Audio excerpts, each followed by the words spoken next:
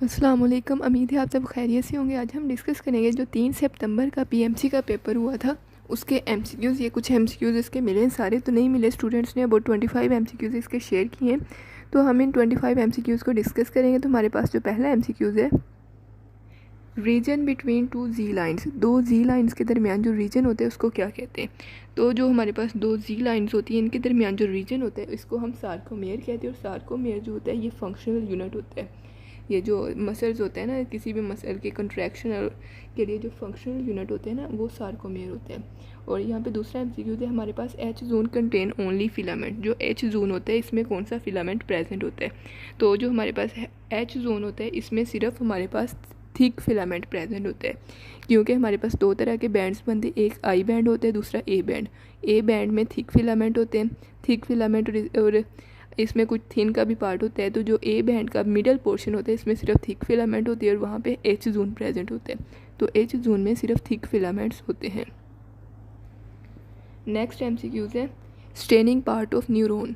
ये वाला MCQs repeat हुआ है कि स्टेनिंग पार्ट ऑफ न्यूरॉन, जो स्टेनिंग पार्ट ऑफ न्यूरॉन है इसका रिलेशन है न्यूक्लियस से, क्योंकि न्यूक्लियस जो होता है वो स्टेन होता है।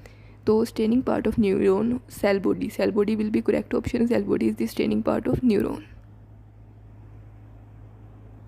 विच of following band is isotropic. इसमें क्वेश्चन में पूछा गया है कि इनमें से कौन सा बैंड आइसोट्रोपिक है। तो हमें पता है कि जो ए बैंड है ये एन आइसोट्रोपिक होता है और आई बैंड जो होता है आइसोट्रोपिक होता है, यानी इसकी आइडेंटिकल वैल्यूज़ होती हैं, किसी भी डायरेक्शन में इसको कर लें तो ये आइसोट्रोपिक होता है और ए बैंड एन आइसोट्रोपिक होता है। ये वर्ड्स याद कर लें, जैसे isotropic, anisotropic, H for helle, तो ये वाले वर्ड्स आपको याद होने चाहिए। नेक्स्ट एमसीक्यूज है हमारे पास, which of following is the simplest form of carbohydrate. Simplest form of carbohydrate अगर इसकी बात करें तो ये मोनोसेक्राइड्स होते हैं, सिंपलेस्ट फॉर्म ऑफ कार्बोहाइड्रेट्स। लेकिन बच्चों ने जो ऑप्शंस बताए कि इसमें ये वाले एल्डिहाइड की तो ketones, carboxylic acids, alcohol and acids, तो इस हिसाब से जो बेस्ट ऑप्शन हमारे पास बनता है वो हमारे पास बनता है aldehyde and ketones. Aldehyde and ketones are the simplest form of carbohydrate. वैसे जो बेस्ट ऑप्शन है वो मोनोसेक्राइड्स होगा अगर वो ऑप्शंस में प्रेजेंट हो।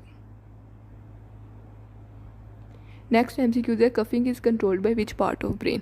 तो जो कफिंग होती है ना, इसका एक सेंटर होता है, कफ सेंटर, जो प्रेजेंट होता है मेड्यूला में, मेड्यूला ऑब्लोंगेटा में। तो कफिंग जो होती है ये कंट्रोल्ड बाय मेड्यूला ऑब्लोंगेटा। बस इसका बच्चे को यही ऑप्शन याद था तो सिर्फ यही ऑप्शन ऐड हुआ है।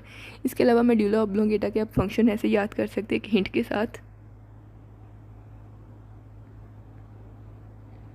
यानी आप इसको रीड कर सकते हैं बब्बर। बब्बर शेर होते हैं ना, बब्बर। B for blood pressure, H for heart rate, B for breathing, R for respiration, और इसका स्वेलोइंग ये फंक्शन होता है। तो ये वाले फंक्शन होते हैं मेडुला ऑब्लोंगेटा के साथ, coughing, swallowing, blood pressure, heart rate और रेस्पिरेशन। तो ये इसके फंक्शंस होते हैं। नेक्स्ट एमसीक्यूज है main function of prolactin hormone. जो हमारे पास प्रोलैक्टिन हार्मोन होता है इसका मेन फंक्शन कौन सा है, क्योंकि इनमें से बच्चे को कोई भी ऑप्शन याद नहीं था तो वैसे मैं आपको फंक्शंस बता देती हूँ कि इसका एक फंक्शन होता है इनिशिएशन ऑफ लैक्टेशन, इसके अलावा मेंटेनेंस ऑफ लैक्टेशन, और ये play role in synthesis of milk, और कंट्रोल ऑस्मोलैलिटी और मेटाबोलाइज सब्सटेंस। ये इसके फंक्शंस होते हैं प्रोलैक्टिन हार्मोन के। नेक्स्ट क्वेश्चन नंबर 8 है when sexual arousal start it is called. जब सेक्सुअल अरोजल स्टार्ट होता है इसको प्यूबर्टी कहते हैं। प्यूबर्टी के साइंस होते हैं, यानी उसमें सेकेंडरी सेक्सुअल कैरेक्टरिस्टिक्स डेवलप होते हैं। गर्ल्स में जैसे पिंपल्स बनना स्टार्ट हो जाते हैं, मेल्स में हेयर ग्रोथ स्टार्ट हो जाती है, उनकी वॉइस में थोड़ी सी चेंजेस आ जाती हैं। तो ये सारे इसके फंक्शंस हैं आफ्टर प्यूबर्टी। तो जो सेक्सुअल अरोजल होती है उसको प्यूबर्टी कहते हैं हम। नेक्स्ट क्वेश्चन नंबर 9 है oogenesis is started in which state. तो जो ओजेनेसिस होती है वो स्टार्ट हो जाती है एम्ब्रियोनिक लाइफ में, फीमेल्स में। उसके बाद वो एम्ब्रियोनिक लाइफ के बाद एक स्टेज पर पहुंच के वो ब्लॉक हो जाती है। उसके बाद फिर बाद में जब प्यूबर्टी राइज होती है फिर दोबारा नेक्स्ट प्रोसेस होता है। तो अगर हम स्टार्ट की बात करें तो स्टार्ट एम्ब्रियोनिक स्टेज में ही होता है। नेक्स्ट क्वेश्चन नंबर 10 है gonorrhoea causing bacteria in which type of bacteria. तो ये ग्राम नेगेटिव बैक्टीरिया होते हैं। पंजाब की बुक में ये ग्राम पॉजिटिव लिखा हुआ है जो कि रॉन्ग है, क्योंकि बुक काफ़ी ज़्यादा पुरानी है, अपडेट नहीं हुई, इसलिए वो रॉन्ग है। जो बेस्ट ऑप्शन है ग्राम नेगेटिव बैक्टीरिया है। क्वेश्चन नंबर 11 है jeans which control ABO blood group system has how many alleles in an individual. तो जो जीन जो ABO ब्लड ग्रुप सिस्टम को कंट्रोल करते हैं उसके 3 अलील्स होते हैं, जो IA, IB और I, ये 3 इसके अलील्स होते हैं। IA for A blood group, IB for B blood group और I फॉर O यानी नो ब्लड ग्रुप जो होता है। तो ये 3 इसके अलील्स होते हैं, तो Charlie will be correct option.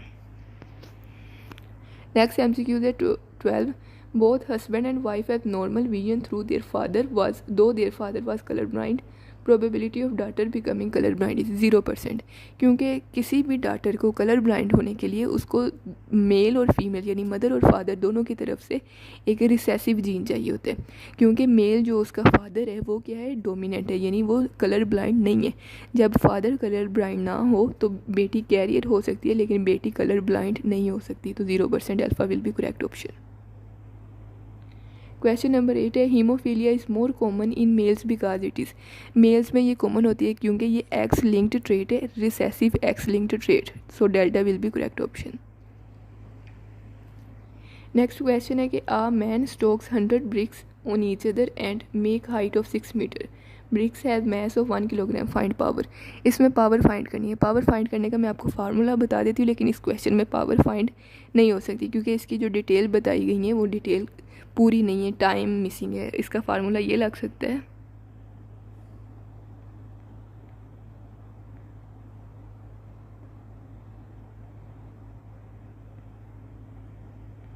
तो इस फार्मूले से पावर फाइंड की जा सकती है, लेकिन इस फार्मूले में जो स्टेटमेंट में है टाइम नहीं दिया गया, इसलिए इसमें पावर नहीं फाइंड होगी। नेक्स्ट MCQ है हमारे पास फार्मूला ऑफ पोटेंशियल एनर्जी। तो हमारे पास पोटेंशियल एनर्जी का फार्मूला जो होते हैं, पोटेंशियल एनर्जी के डिफरेंट फॉर्म्स के डिफरेंट फार्मूलाज होते हैं। अगर हम for example elastic potential energy की बात करें तो इसका फार्मूला होता है 1/2 kx²। और इलेक्ट्रिक पोटेंशियल एनर्जी की बात करें तो उसका फार्मूला होता है कि KQ²/r²। और ग्रेविटेशनल पोटेंशियल एनर्जी की बात करें तो GM²/r²। और सिंपल पोटेंशियल एनर्जी की बात करें तो MGH फार्मूला होता है। क्योंकि ऑप्शंस नहीं दिए तो आपको ये सारे फार्मूलाज याद होने चाहिए। नेक्स्ट है at altitude a body has energy. जब किसी भी मैक्सिमम हाइट पे होती है बॉडी, यहाँ पे स्टेटमेंट क्लियर नहीं है लेकिन इससे यही पता चल रहा है कि मैक्सिमम हाइट पे कौन सी एनर्जी होती है। तो जब भी कोई बॉडी मैक्सिमम हाइट पे होती है तो उसकी एनर्जी जो होती है वो पोटेंशियल एनर्जी होती है। उसकी total energy equal to potential energy होती है और वेलोसिटी 0 होती है, इस वजह से उसकी काइनेटिक एनर्जी भी 0 होती है। तो मैक्सिमम हाइट पर जो एनर्जी होती है वो पोटेंशियल एनर्जी होती है।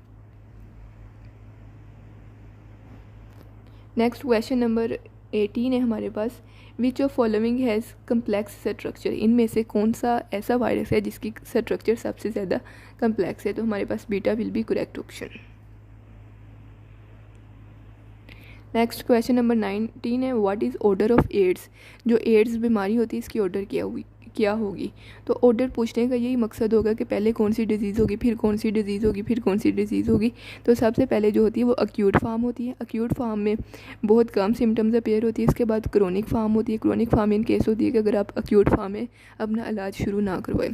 क्रोनिक के बाद अगर बहुत ज़्यादा बीमारी बढ़ जाए उसको हम एड्स कहते हैं। तो इसकी जो सीक्वेंस करेक्ट होगा अक्यूट, क्रोनिक, एड्स। क्योंकि ऑप्शंस बच्चे ने नहीं बताए तो इसलिए आपको यही समझना होगा कि ये टॉपिक आपको अच्छी तरह करना है। यूनिट ऑफ एनर्जीज जूल, ये MCQ रिपीट हो गया, पहले भी आया हुआ है कि PMC के शायद दूसरे पेपर में आया था। Number of quarks are, quark जो होते हैं टोटल 6 होते हैं। एक अप होता है, डोन होता है, टॉप होता है, बॉटम होता है, स्ट्रेंज होता है, चार्म होता है। टोटल 6 क्वार्क्स होते हैं। Highest blood pressure in, blood pressure जो हाईएस्ट होता है वो अयोर्टा में होता है, उसके बाद आर्टरीज़ में होता है, उसके फिर जो कैपिलरीज आती है उसमें डिक्रीजिंग प्रेशर होता है। ये बात याद रखें कैपिलरीज में डिक्रीजिंग प्रेशर होता है और जो वेन्स होती है उसमें लीस्ट प्रेशर होता है।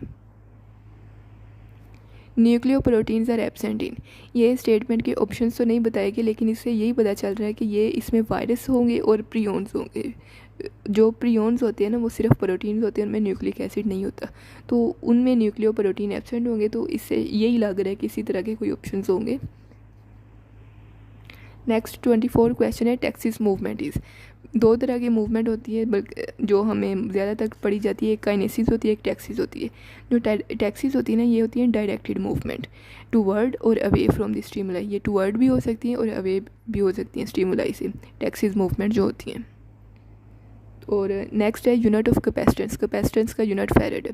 अच्छा, ये जो पेपर है ना, आपको ये नहीं इसके कोई मतलब नहीं कि ये कौन से एमसीक्यूज़ है, कौन से ऑप्शंस है। आपको ये मतलब है कि वो कौन से टॉपिक से एमसीक्यूज़ उठा रहा है। फॉर एग्जांपल उसने एड्स से एमसीक्यूज़ उठाया है, जब उसने उठाया आपने फ़ौरन एड्स वाला सारा टॉपिक रीड कर देना है।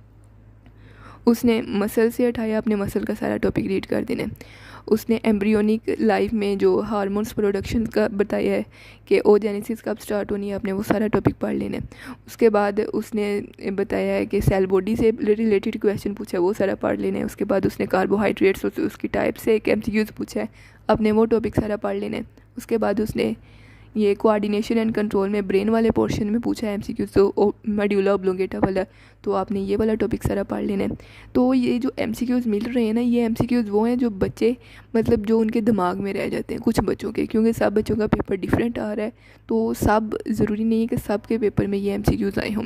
किसी के पेपर में आए हो सकते हैं, किसी के पेपर में नहीं भी आए हो सकते। तो इस तरह से आप हर पोस्ट पे फेक कहना बंद कर दें। ये बच्चों ने जिन्होंने पेपर दिए हैं ना, उनसे पूछ के ये एमसीक्यूज़ बनाए गए हैं। बाकी इन एमसीक्यूज़ का आपका और इनका इससे ज़्यादा तल्लक नहीं है कि आपने ये टॉपिक रीड करने हैं कि इस टॉपिक में से एमसीक्यूज़ आना है। जो अभी तक देखा गया है ना कि ये जो एमसीक्यूज़ आ रहे हैं ना, ये कंसेप्चुअल आ रहे हैं। बुक की लाइंस जो हैं ये मोस्टली उठा रहे हैं और कुछ कंसेप्ट उठा रहे हैं। कुछ एमसीक्यूज़ हैं जो ना बुक में ना कंसेप्ट में, तो वो थोड़ा कोई 4 से 5 एमसीक्यूज़ है, यानी आप आसानी से अगर नंबर लेना चाहें तो 205 तक जा सकते हैं। तो ये थी 3 सितंबर वाले टेस्ट की डिस्कशन। जज़ाकल्लाह, थैंक यू वेरी मच।